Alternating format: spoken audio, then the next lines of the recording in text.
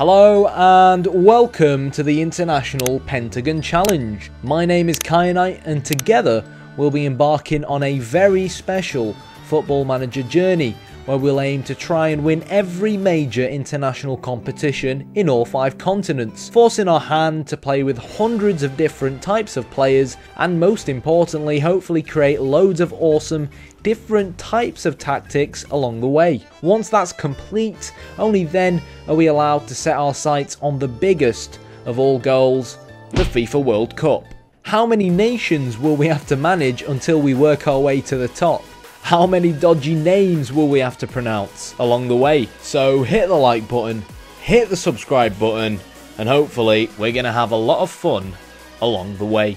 Alright, hello everyone and welcome to episode 12 of the International Pentagon Challenge. So, in the last episode, we lost 1-0 to Morocco in Group E of the African Cup of Nations qualifiers, obviously. Just a reminder of the teams in our group. We have Morocco, ourselves, in the form of Angola, Malawi and Namibia. Now, we beat Malawi 3-0, lost 1-0, quite unluckily I thought, away at Morocco. So hopefully we'll be able to maybe do a good job against them at our place. Now, we've had 2 friendlies, because obviously friendlies aren't turned into episodes, against 2 teams in the same continent who are slightly higher ranked than us, and on paper are probably better teams than us. And I basically scheduled these friendlies on purpose. You know what I mean? I wanted to see, should we eventually qualify for the African Cup of Nations? I wanted to make sure it was teams we were very likely to face, that kind of level of skill, and see how we'd fare out. So Burkina Faso, about 20 places above us in the world rankings, have some good players like Bertrand Traore, Bakary Kone, amongst some of the names you might recognise, and Charles Kabore, and we beat them at home 2-1. They took the lead through Charles Kabore in the 8th minute. And to be fair, if you look at the clear-cut chances, they had a very good game, but it was really, really satisfying to see how we fought back, managed to get the win in the end, and how we defended pretty damn well against a very good team. We then played at home against DR Congo, against Florent Ibenge, who was obviously kind of my boss when I was the DR Congo under-23s manager, for those that still remember that far back. And we were 3-1 up at one point, and unfortunately I let it slip. We conceded from a set piece about 6 minutes right after Nzola made it 3-1. And that was kind of when you start to get the feeling of here we go again. And to be fair, rather than sitting back on the lead and trying to hold on to it, I kind of found myself wanting to try out newer players off the bench and still try and attack DR Congo. So it's a friendly game. As you can see, stats-wise, we've probably just about edged it, especially in terms of clear-cut chances as well. But if it was a proper competitive game where substitutions were limited, I think we probably would have held on to that 3-1 or 3-2 lead. So I'm not really too fussed about it. I think in general, it's been 2 very productive friendlies in preparation for obviously the World Cup qualifiers as well, where we have some big teams in our group like Senegal, Benin and even Kenya are a half-decent football inside, and obviously only the team that finished first in the group end up going through to the next round. And to finish above Senegal is going to be a massive challenge for us. They're about 20th in the world rankings, but I think with 2 decent results against Burkina Faso and DR Congo, it shows that there is potential in our side as long as we play the style of football that plays to our strengths. I don't think I'm going to keep going down the route like we did against Morocco, where I might specifically try and set up to counter the opposition team. I think that's something we'll tweak from our initial way of play and really aim to try and get the best out of the limited players that we have. So, this episode is going to be Namibia. Now, obviously, Namibia lost to Malawi, and we thumped Malawi 3-0. It is going to be an away game, but we're just going to go in and attack them. If we go 2-3-0 up within the first half or something ridiculous like that, and the episode hasn't gone on for too long, I might stick it on key highlights, and then we can try and get the Morocco game at home done, which is, of course, in 4 days' time. If we can get a point against Morocco, it'll pretty much seal at least 2nd place in our African Cup of Nations qualifier group, and hopefully that's the plan in general, to qualify in 2nd place from this group. So, without further ado, let's head into the Namibia game. And as always, like, I end up saying let's head into the Namibia game, then realise we're about 70 days away from the Namibia game. Because I've not actually played the game in a while, you see, so I thought I maybe saved it on the date of playing. One thing I want to discuss with the slightly more dedicated viewers of this series is I've got a funny feeling that the series needs to start moving a little bit faster. And I'm kind of thinking, so in terms of like qualifier games and whatnot, to only make the big games episodes. Because if we want to progress and we want to reach a point basically where we're going to get close to actually being able to manage a big team if one of them takes us on, we want the emphasis to really be in the big tournaments rather than end up spending loads of episodes in little like African Cup of Nations qualifier groups. Because if you're not aware, the International Pentagon Challenge, it's kind of like a normal club Pentagon Challenge, but the idea is basically for us to basically win the Nations Cup in every continent and then proceed to try and win the World Cup. Now, we could end up winning the World Cup before, like, we win, I don't know, the Copa America or something like that. And if that happens, it happens. But that's basically the aim of the save. And I'm really worried that if we keep going at this pace and kind of consider qualifier games, like qualifier group games, as important games, it might take a very, very long time for us to get closer to that final goal. And obviously making videos is something that will slow me down as well. And I'm just wondering whether or not you guys really feel like you're getting value from these smaller games. Because, like, for example, this game is going to be us against Namibia. Now, obviously, there is a big chance that we could still lose a game or not play very well, but the chances are very slim. So, do you guys think I should do that? Should we up the pace a little bit? Should I only select important games or difficult games as episodes versus make games like Namibia or Malawi, kind of, because even if you're into like how I tweak things and tactically and stuff, and I know that's a massive why people enjoy watching me, because it's a little bit different and it's just how I play the game. Unfortunately, you enjoy that, and it does work, as we see. We don't have to do it as much or as intensely against teams like Namibia and so on, if you get where I'm coming from. So honestly, just let me know in the comments below what you think, and I will make a decision based on what happens in the comments. So, yeah, let me know. Okay, so quite after a long time of simming and obviously sorting our squad out and whatnot, because there was 70 days difference between where we were and where we now are, so obviously a lot of players got injured and stuff. We are just going to, rather than focus on what the other team are doing, I think they're going to probably play a 4-3-3 according to my scouts, but I don't really care. We're a much better team than them, and if we play the way that we know we like to play, we should be able to beat them. Starting lineup-wise is what you guys can see on the screen. What I really want to discuss is kind of like the odd new lad or two who have come into the side. So we have Ari Papel who comes in. He currently plays for, I'm going to butcher this, União da Madeira, probably means Madeira University, I'm not sure. Used to play with Gelson Dalla at Sporting Lisbon, no longer plays there anymore. I know someone recommended him in the comments, and he's a player I've had an eye on for a while. Decided to finally give him a go because he's quite versatile, and to be fair, he impressed me in these friendlies. So he is now currently, at the moment, slightly more favoured than Clinton Mata, even though Clinton Mata has gotten on the score sheet a few times. But it's good to have depth. But Papel starts this game. Belito is another player who makes the cut, again, because of injuries. Looks like a tidy player. Wasn't really aware of him. Now, he's not really a starter, and we don't really play with an attacking midfielder, but if we need kind of like a tricky, creative, carrilero, playmaker style, creative central midfielder, we can, of course, utilise him. And Geraldo comes into the side. I think someone mentioned him as well. I have been aware of him for a while. I think I played him once and he didn't really impress me. So again, this is his chance to shine now that injuries are gone. And the most key injury that you guys would probably recognise is Yano, right? Which is disappointing.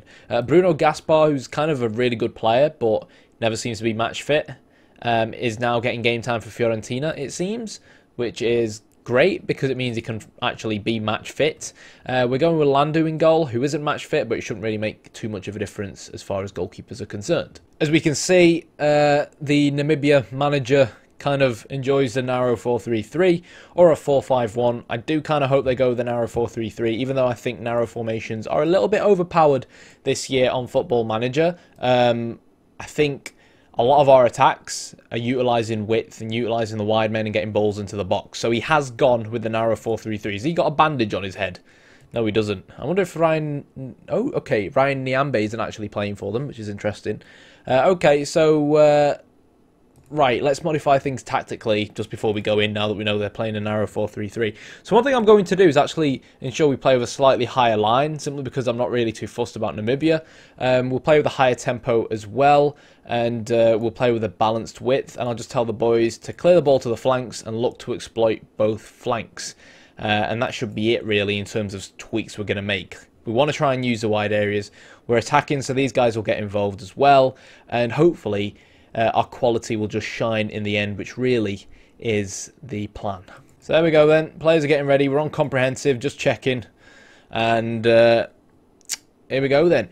So, obviously, if we do end up going like 2-0 up, we can always kind of turn down the highlights to be on key.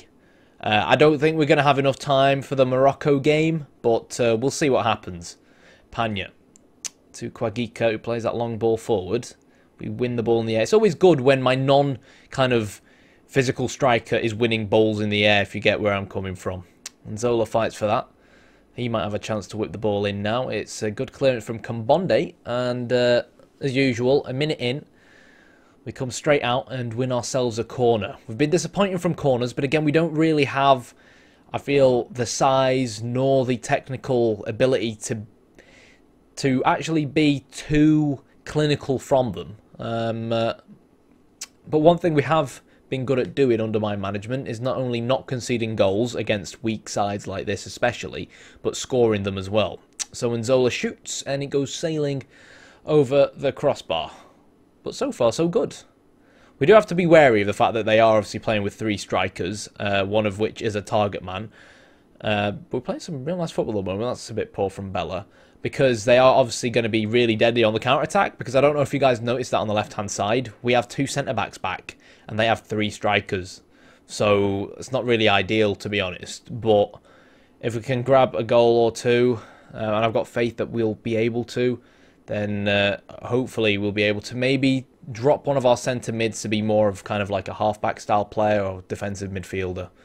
Now, again, given that we are the better team, it kind of makes you wonder, do we have to be so direct? But again, I feel like this is what really gets the best out of Nzola, especially in the box. And the other guy, Gelson, Dyer.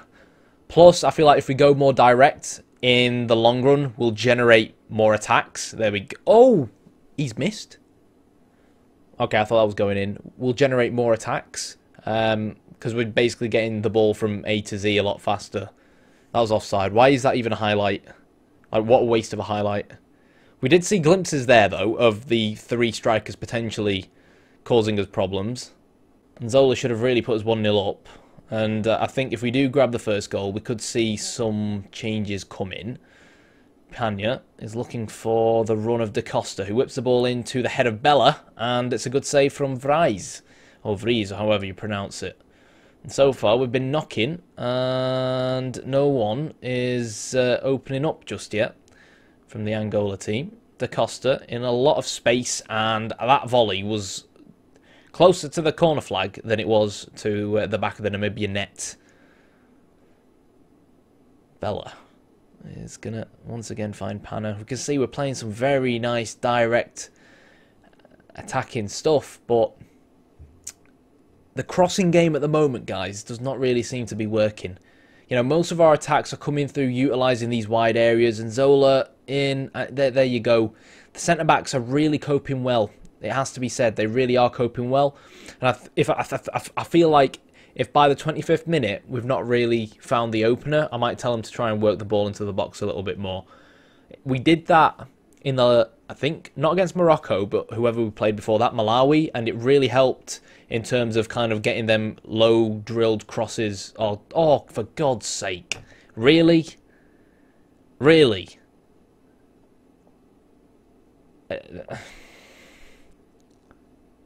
Good save. Bloody hell. I'll tell you what, I've had a lot of penalties on FM18 this year, and I can't seem to score them. So I'm really glad that the goalkeepers are overpowered in terms of saving penalties in my favour as well as against me. Go on, finish that. It was offside anyways. Okay, let's tweak it around a little bit. I feel like we could utilise Da Costa a little bit even wider than he already is. We're going to go for a mixed pass and directness and just basically say work ball into box. So Da Costa is going to find Gelson, who whips the ball in, and it's a really good clearance. I'll tell you what, I'm really impressed with Namibia in the aerial kind of battles today. It's done a real good job. Can we score? No, it goes over the bar. We've had chances, boys. Both of us have had clear-cut chances. Their clear-cut chance was obviously from the penalty. Da Costa to Gelson. Tries to whip the ball in. I tell you what, this crossing game isn't working. Really isn't working. I'm trying to think of what the solution could potentially be in this scenario. Come on, have a shot. And, well, it goes over the bar again. Like, you look at shots on target, and they're counter-attacking us for days right now with the 3 strikers. You look at shots on target, we've had the mass majority of the shots, and only 1 has been on target. So we've obviously not put our shooting boots on today, which is incredibly frustrating, because it feels like we could at least be 2 or 3-0 up by now. So I've reduced our width once again, just to try and basically help us get a little bit closer to their narrow players. I've gotten rid of clear ball to flanks now. It'll keep us on a mixed passing directness, but it brings it down a little bit. So hopefully that'll help us retain the ball a little bit better. And I've dropped down our tempo as well. Just aim to rush things a little bit less and see where that takes us. That's a nice corner from them. And I've discussed these corners before. The AI seems to do them a lot towards the edge of the box. But there's not really anything specific you can do in terms of trying to mark that guy on the edge of the box. But Namibia, they've had chances on home soil. We've had 8 shots off target. And there's no excuse for that. Absolutely no excuse for that. Shilongo now to Katupose. Plays the ball into Yuri Cobb.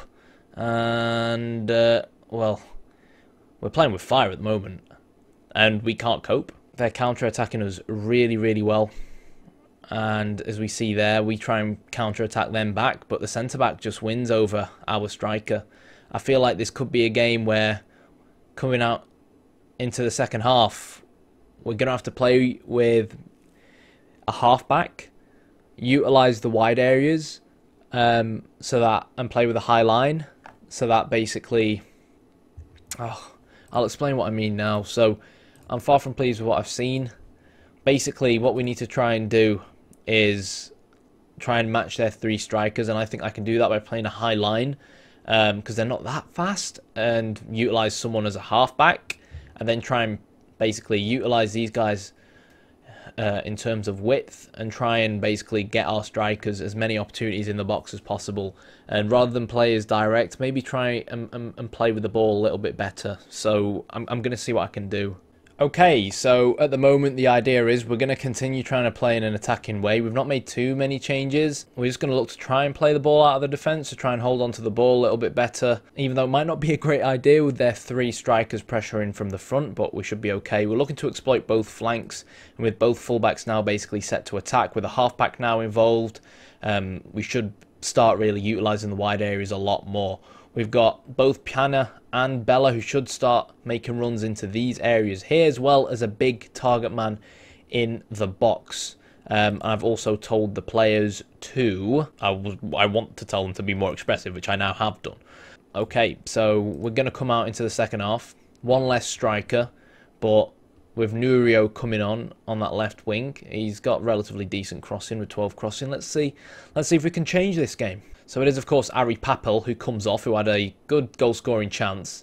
Gelson Dalla has dropped down to the right wing, which is obviously something we saw him do against Malawi, where we actually beat them 2-0 on camera, but it ended up being 3-0 because it didn't save. We discussed that in the last episode. Just feel like sticking an extra man in midfield, hopefully give us a little bit more stability, help us win that ball back, help us prevent their kind of... the influence that those 3 strikers of theirs could potentially have towards our back 4. But obviously I would like to have a second striker in the box for when we get these balls into the box. Bella finds Nzola. Is that offside? It isn't. It's a good tackle though from Karongi. Nzola working hard up front. Plays a ball into the box. Kambonde though he's been on the end of every single cross. Credit where it's due to Kambonde. I think he's been phenomenal all game. Hallelujah. Like, I was going to say that if approaching the 60th minute mark, it just still seems like we keep knocking with them crosses and it's not working, we'd probably have to go for some kind of more narrow-based formation and utilise wing-backs as the single kind of set of wide players. That way we can actually stand a better chance of being able to work that ball into the box through central areas. Because obviously at the moment, right, we know that their main weaknesses are in the wide areas, so we're keeping our players doubled up there, if that makes sense. Plus the fact that they're playing with 3 strikers probably means, go on, header it in. No, probably means that they won't really track back much, and that has really been the case. The central player, to be fair to him, I think that's either the target man or the defensive forward, or he looks more like a deep line forward or defensive forward, has been putting in a shift.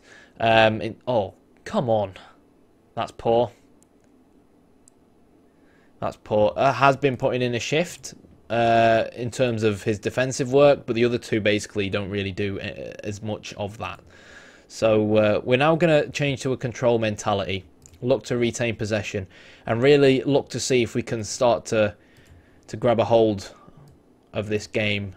Play the ball, or rather play with the ball a little bit more on the ground. I'm not quite sure why he hoofed that ball up the field. I mean, I know we've got a target man, but that's not the specific instruction he's been told. At the moment, I just feel like everything I'm saying is just going completely against me. Keep it on the floor, boys. They're not interested in closing us down. Bella, create... I mean, why have you just done that? Why have you just done that? This is the thing. We need to hold on to the ball here and slow the tempo down. Which is why we drop down to the control mentality. But if it seems like we're still too attacking in general, no one even bothered swinging their foot at that, then we'll still make more changes to ensure we're a little bit more disciplined on the ball. If we can get a second here, it'll put a lot of nerves to bed. Whether it's my nerves or kind of players' nerves.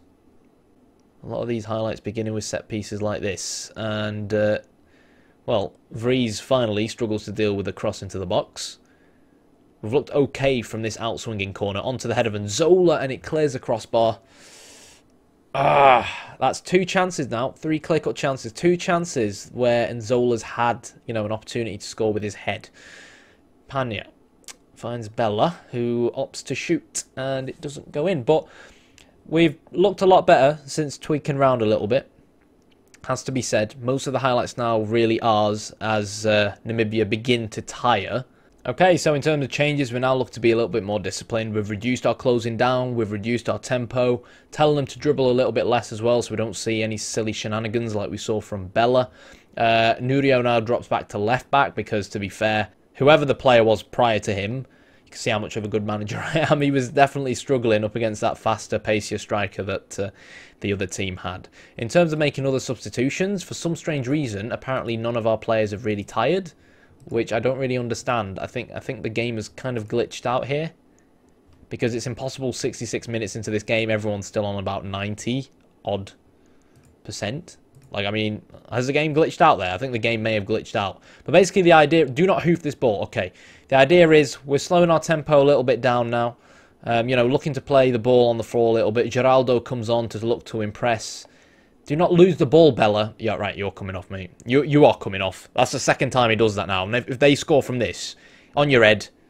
Oh, for God's sake, this is Namibia. This is Namibia. Why are we struggling this much against Namibia? We've taken off trying to use the offside trap as well to once again aim to try and avoid them counter-attacks. It just feels like... I mean, I don't want to drop to like a defensive mentality, but I feel like we don't need to be so forward-thinking. We just don't.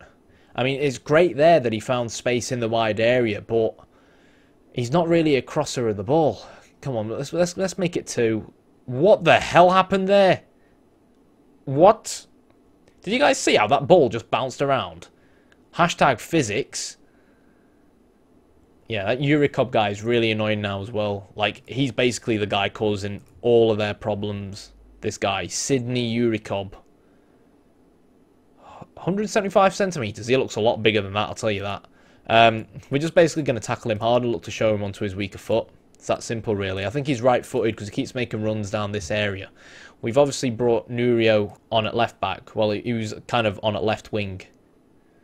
So, he should give us a little bit more defensive stability. That's good play from Nzola, but Geraldo from that kind of scenario should really be looking to do a little bit better.